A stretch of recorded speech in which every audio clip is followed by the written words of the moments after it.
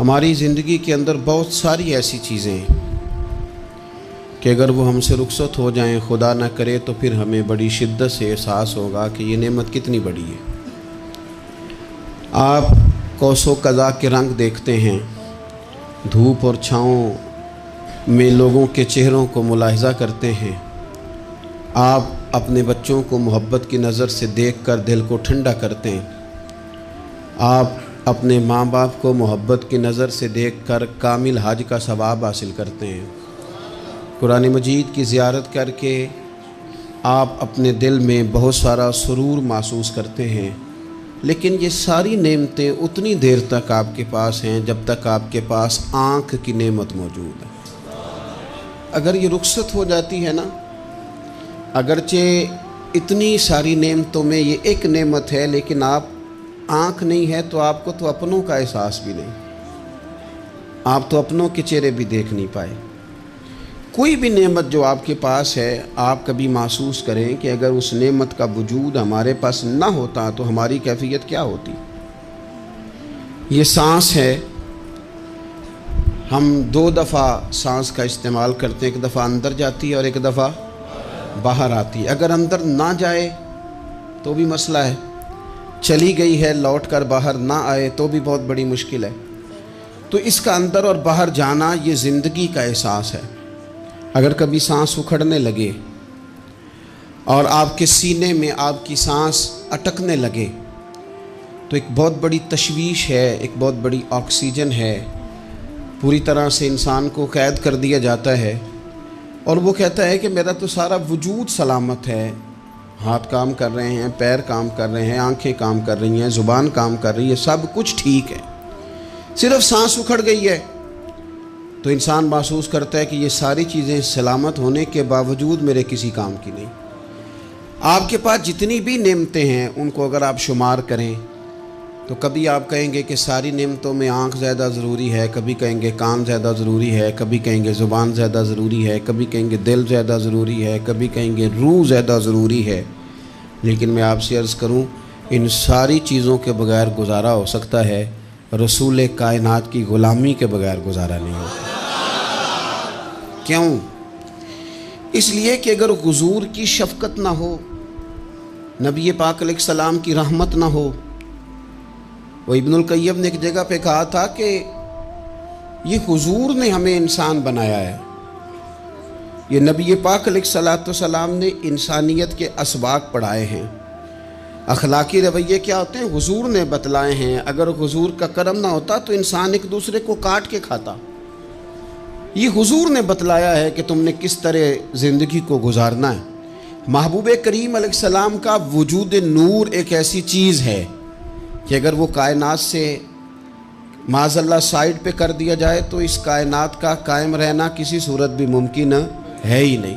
اسی لیے تو اقبال نے کہا تھا کہ ہو نہ یہ پھول تو بلبل کا ترنم بھی نہ ہو، چمن دہر میں کلیوں کا تبسم بھی نہ ہو نہ یہ ساقی تو پھر میں بھی نہ ہو، خم بھی نہ ہو، اور بزم توحید بھی دنیا میں نہ ہو، تم بھی نہ ہو۔ وہ بڑی بات کہہ گئے ہیں، میں نے بھی اس کو کوئی نہیں کھولنا، کہتے ہیں بزم توحید بھی دنیا میں نہ ہو، تم بھی نہ ہو، خیمہ افلاق کا استادہ اسی نام سے ہے، اور نبض ہستی تپش آمادہ اسی نام سے ہے۔ تو اقبال پھر ہمیں کرنا کیا ہے؟ کہنے لگے کرنا آپ کو یہ ہے کہ قوت عشق سے ہر پست کو بالا کر دے اور دہر میں اسم محمد سے اجالا کر دے۔ یہ کرنے کا کام ہے، اس رستے پہ آپ چل پڑیں۔ میرے بھائی، پہلی امتوں کے آپ تذکرے پڑھ لیں، کتابوں میں موجود ہیں، سورہ اعراف کو دیکھ لیں، اس میں بہت ساری چیزوں کا تذکرہ کر دیا گیا ہے، اور بھی قرآن مجید کی بے شمار صورتیں ہیں، آپ ان کو دیکھ لیں، اس پر غور کر لیں۔ جب قومیں نہیں مانتی تھی، انکار کرتی تھیں، تو اللہ تبارک و تعالیٰ انہیں تباہ کر دیتا تھا۔ بات نہیں مانی، ختم ہو گئی۔ ایک مقصد ہے نا جس کے لیے کسی چیز کو بنایا گیا، تو مقصد تخلیق انسانیت کیا ہے کہ وما خلقت الجن والانس الا لیعبدون، جنوں اور انسانوں کو اللہ نے اپنی عبادت کے لیے پیدا کیا۔ اور ان کو جب عبادت کی دعوت دی گئی، جب انہیں پیغام دیا گیا اللہ تعالیٰ کی توحید کا، انہوں نے نہیں مانا، تو جس مقصد کے لیے بنایا تھا جب اس طرف ہی نہیں آئے۔ یہ پنکھا لگایا جاتا ہے نا ہوا کے لیے، تو اگر پنکھا ہوا نہ دے تو اس کا کوئی چھت پہ کام ہے؟ اس کو اتار کے تو آپ سکریب والے کے پاس بھیج دیں گے، بھی ختم ہو گئی بات۔ تو مقصد جو تھا نا اللہ کی عبادت تھی، تو جب قومیں اللہ کی عبادت کی طرف نہیں آئیں تو اللہ نے انہیں تباہ کر دیا اور صفحہ ہستی سے مٹا دیا۔ اللہ تعالیٰ کے پیارے محبوب علیہ السلام نے کفار مکہ کو، قریش کو، عالم عرب کو، عالم انسانیت کو دعوت دی، وداعیاً الی اللہ بإذنہ وسراجا منیرا۔ اس منصب پر فائز ہو کر حضور نے دعوت دی۔ جب انہوں نے دعوت کا انکار کیا، حضور نے انہیں عذاب سے ڈرایا، اللہ کے عذاب سے، چونکہ حضور نذیر ہیں۔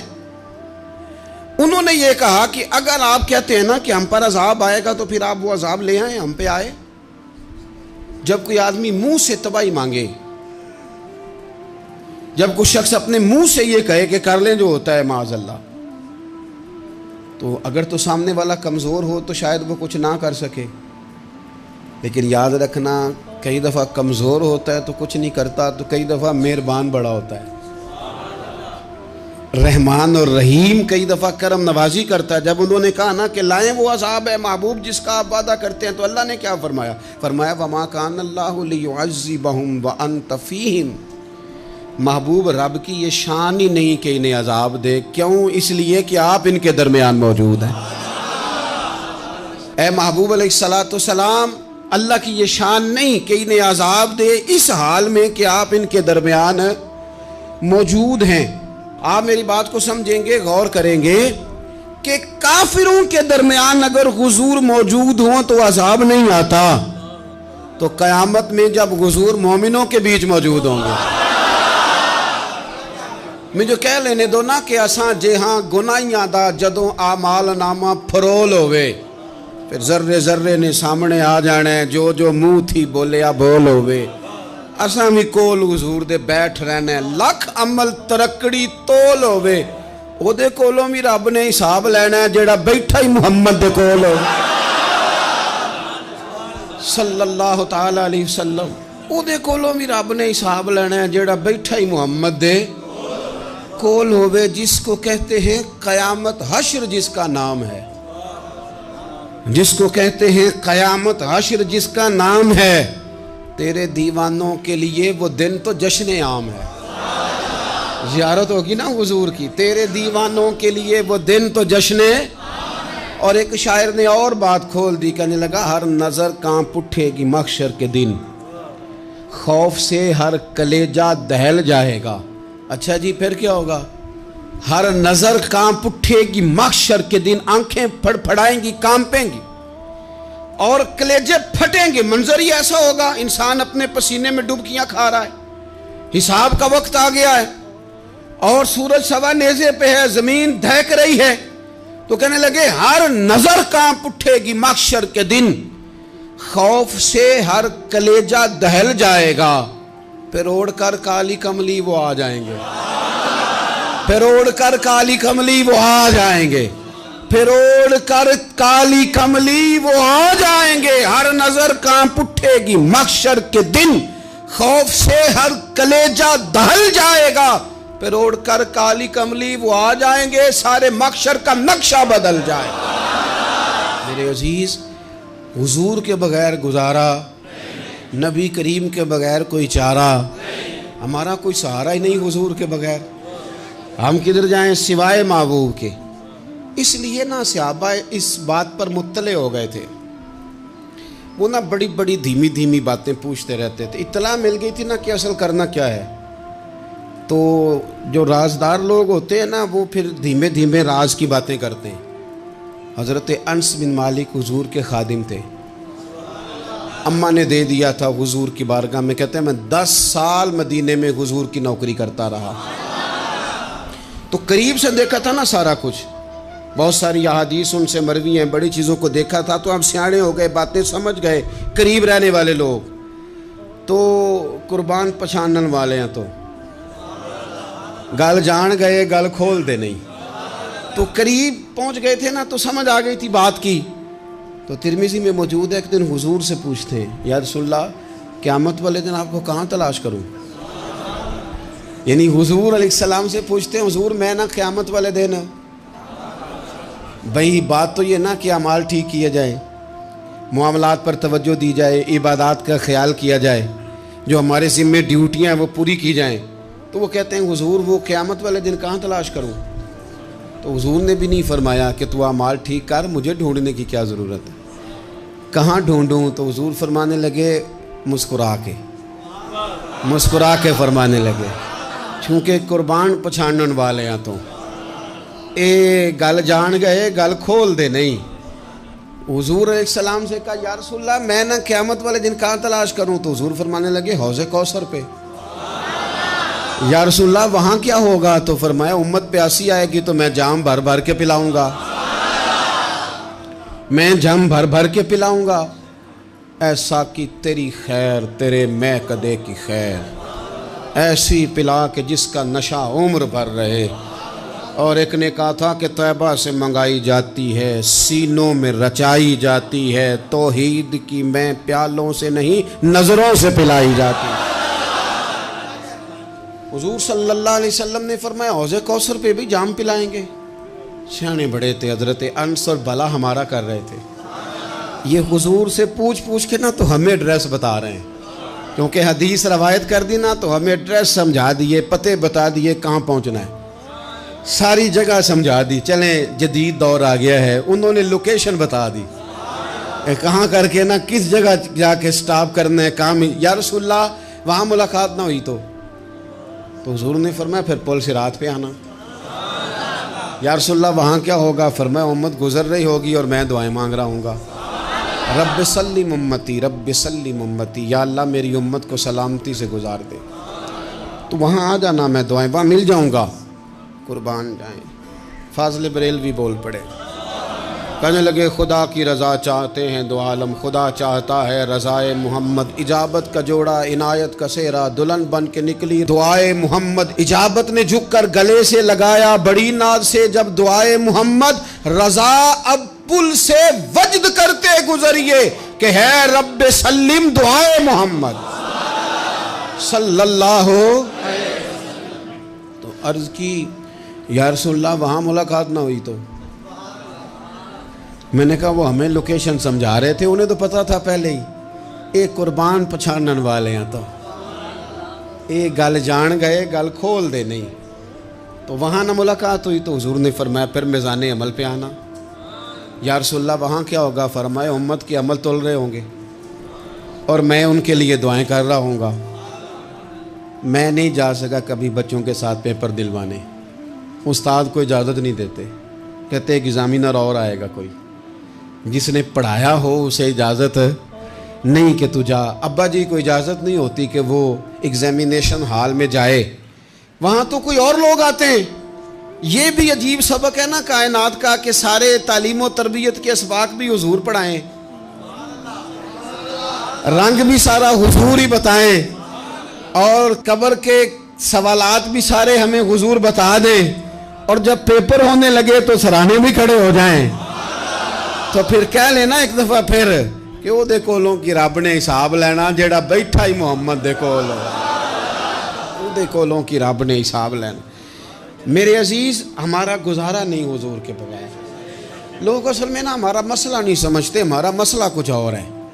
لوگ ہمیں نا بلا وجہ پریشان کرتے ہیں، کبھی جھنڈے سے، کبھی ڈنڈے سے، کبھی جھنڈی سے، کبھی کسی شے سے، کبھی کسی شے سے. کبھی کہتے ہیں وہ نعت اونچی پڑھ لی، کبھی کہتے ہیں سلام اونچا پڑھ لیا، کبھی کہتے ہیں وہ جھنڈیاں لگا دیں. میں نے کہا آپ کی بات بھی ٹھیک ہے پر ہمارا مسئلہ تو سمجھو نا، ہمارا گزارا نہیں نا بھائی. جو کسے دا عاشق ہوئے وہ گالو سے دی 100 مکر بہانے کر کے.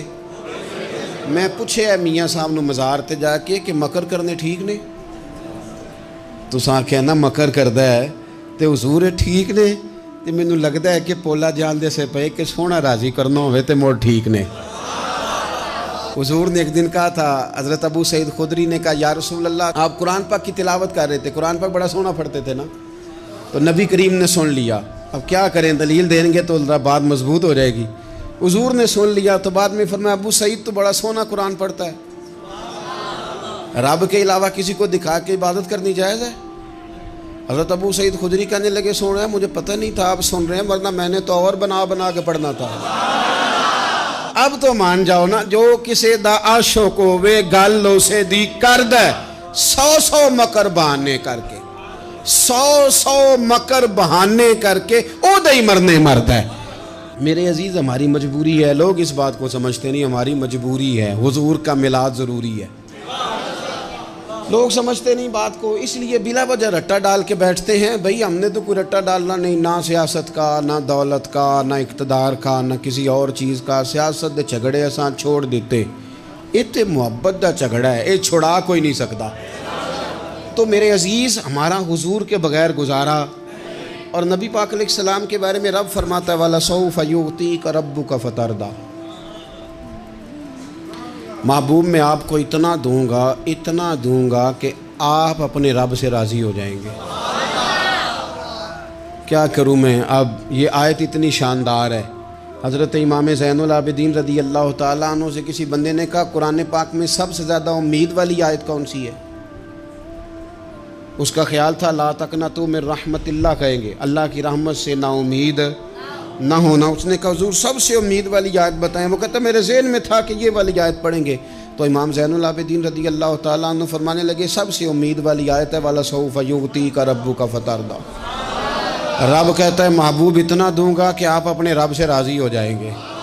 آیت نازل ہو گئی تو حضور پتہ کیا فرماتے ہیں صحابہ سے؟ فرماتے ہیں رب کہتا ہے حبیب تجھے راضی کرنا ہے، اور جب تک میرے سارے غلام جنت میں گئے نہ میں نے اللہ سے راضی ہونا ہی نہیں، میں نہیں راضی ہوتا اللہ سے۔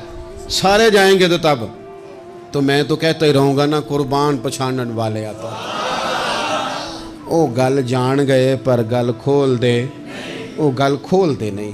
پتہ چل گیا بات کا، حضور کے بغیر گزارا، حضور کے بغیر کوئی چارہ ہی نہیں۔ اور خود حضور کیا فرماتے ہیں؟ یہ سنن ابن ماجہ ہے، میرے رسول پاک صلی اللہ تعالیٰ علیہ وسلم ارشاد فرماتے ہیں، حدیث کے راوی حضرت ابو موسیٰ اشعری رضی اللہ تعالیٰ عنہ، حضور فرماتے ہیں کہ اللہ نے مجھے اختیار دیا۔ یا رسول اللہ کس بات کا؟ فرمایا رب نے اختیار دیا میں چاہوں تو آدھی امت بغیر حساب کے جنت چلی جائے، اور میں چاہوں تو اللہ سے اختیار لے لوں کہ یا اللہ مجھے شفاعت کا حق دے، میں سفارش کرتا جاؤں اور تو انہیں معافی دیتا جائے۔ یہ مجھے اختیار دیا اللہ تعالیٰ نے۔ تو حضور کیا فرماتے ہیں؟ فرماتے ہیں وہ آدھی امت والا سودا نہیں میں نے قبول کیا، میں نے نہ شفاعت لی ہے کیونکہ یہ عام تر ہے اور یہ کفایت کرنے والی ہے، یہ عام بھی ہے اور کفایت کرنے والی بھی ہے۔ اور حضور نے یہ لفظ کہے، یہ سنن ابن ماجہ کتاب الزہد دیکھیے گا، اس میں روایت مل جائے گی۔ حضور فرماتے ہیں یاد رکھو تمہارا کیا خیال ہے کہ میری یہ شفاعت پرہیزگاروں کے لیے؟ خود جملہ استفہامیہ سے بات کرتے ہیں، تمہارا کیا خیال ہے کہ میری یہ شفاعت جو قیامت میں سفارش کروں گا تو پرہیزگاروں کی کروں گا؟ حضور فرماتے ہیں نہیں، میں قیامت میں گناہگاروں کی سفارش کروں گا، میں گناہگاروں کی سفارش کروں گا، گناہگاروں کے لیے عرض کروں گا اللہ کی بارگاہ میں۔ کچھ دن پہلے میں کہیں پڑھ رہا تھا کسی کا مضمون، اس نے تشبیہ کس طرح کی دی ہے مجھے پتہ نہیں، لیکن لکھ دی بات، کہنے لگے ایک وکیل ہوتا ہے ایک شفیع ہوتا ہے، ایک وکیل ہوتا ہے ایک، حضور وکیل نہیں ہمارے، حضور ہمارے شفیع ہیں، شفاعت کرنے والے ہیں۔ وکیل یہ کہتا ہے جج صاحب سے کہ یہ جس کا میں وکیل ہوں نا، اس نے نا غلطی کوئی نہیں کی، اسے معاف کر دیں۔ وکیل یوں بحث کرتا ہے، کہتا ہے اس نے کیا ہی نہیں، جرم معاف کریں۔ اور جو شفیع ہوتا ہے نا وہ کہتا ہے مالک اس نے سارے کیے، تو میرے آنے کی لاج رکھ اور اسے معاف کر دے۔ یہ وکیل اور شفیع کا یہ فرق ہوتا ہے کہ شفیع کہتا ہے سونیا سارے کیے ہیں، بڑے بڑے پاپ کیے ہیں، پر میں جو آ گیا ہوں تو مہربانی کرنا معافی دے دے۔ میرے عزیز حضور کے بغیر کہیں بھی گزارا نہیں ہے۔ ہم نے نا جب یہ بات سمجھ لی، اور پتہ ہے نبی کریم صلی اللہ علیہ وسلم نے آگے بڑھ کے خود بھی کئی مقامات پر اس بات کو کھول کر مختلف انداز میں بیان کیا۔ حضرت عبداللہ ابن عباس رضی اللہ تعالیٰ عنہ کی روایت آپ دیکھ لیں، یہ آپ کو مستدرک میں ملے گی۔ حضور صلی اللہ علیہ وسلم فرماتے ہیں قیامت کے دن اللہ تعالیٰ انبیاء کے لیے نور کے ممبر بچھائے گا، ہر نبی ممبر پہ بیٹھ جائے گا، ہر پیغمبر علیہ السلام اپنے ممبر پہ جلوہ فروز ہو جائیں گے، ہر پیغمبر. لیکن حضور فرماتے ہیں میرا ممبر خالی ہوگا. یا رسول اللہ صلی اللہ تعالیٰ علیہ وسلم آپ کا ممبر کیوں خالی ہوگا؟ حضور فرماتے ہیں میں ممبر چھوڑ کے رب کی بارگاہ میں کھڑا ہو جاؤں گا، اور اس ڈر سے کھڑا ہو جاؤں گا کہیں ایسا نہ ہو کہ میں جنت میں چلا جاؤں اور میری امت رہ جائے. میں اپنی امت کی سفارش کروں گا، رب میری امت کی سفارش قبول کرے گا. فرماتے ہیں میں اتنی سفارش کروں گا کہ جہنم کا دروغہ مجھ سے کہے گا کہ محبوب کمال ہو گئی، آپ نے تو اپنا کوئی غلام دوزخ میں رہنے نہیں دیا، سارے آپ نے نکال دیے. کسی شاعر نے بڑی خوب بات کی تھی، اس نے کہا تھا کہ یاد رکھو قیامت کا جو دن ہے نا، یہ قیامت کا دن دراصل ہمارا وقت ہوگا خاص. جب ہم نبی پاک صلی اللہ علیہ وسلم کی بارگاہ میں جائیں گے تو ہمیں سمجھ آ جائے گی کہ دنیا میں ہم نے کئی دوستیاں لگائی تھیں پر جھوٹی لگا بیٹھے. ایک دوستی سچی ہے جو مدینے والے کی ہے. وہ کہتے ہیں محمد بوٹیا جھوٹا ہی جاگ سارا، اے سچیاں مدینے والے دیاں یاریاں، سچیاں مدینے والے دیاں. تو نبی پاک صلی اللہ علیہ وسلم کے بغیر نہ دنیا میں گزارا ہے، نہ قبر میں گزارا ہے، نہ آخرت میں گزارا ہے. اب ایک سبق ہے، وہ سبق بھی آپ نے ضرور یاد کرنا ہے. جس شخصیت کے بغیر ہمارا گزارا نہیں، نہ قبر میں، نہ حشر میں، نہ پل صراط پہ، نہ میزان عمل میں، نہ حوض کوثر پہ، تو ہمارا ان کے بغیر دنیا داری میں گزارا کیسے ہو جاتا ہے؟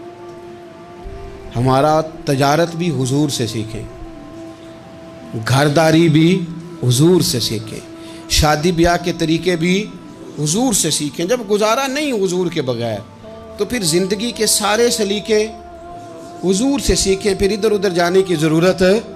حضور کی سیرت کو پڑھیں، سوانے کو پڑھیں، حیات مبارکہ کا مطالعہ کریں. یہ جو ہم میلاد کا جلوس لے کے نکلتے ہیں نا، جب ہم نے نا بہت ساری چیزوں کو سطحی سا سمجھ لیتے ہیں معاذ اللہ بعض اوقات. یہ جب ہم میدان میں نکلتے ہیں نا میلاد کے جلوس میں، حضور کے نام کا نعرہ لگاتے ہیں، تو ہم نا للکارتے ہیں اس نظام کو جو نظام حضور سے پہلے تھا. امیر غریب کی تقسیم تھی، ذات برادری کی تقسیم تھی، چھوٹے بڑے کی تقسیم تھی، گورے کالے کی تقسیم تھی.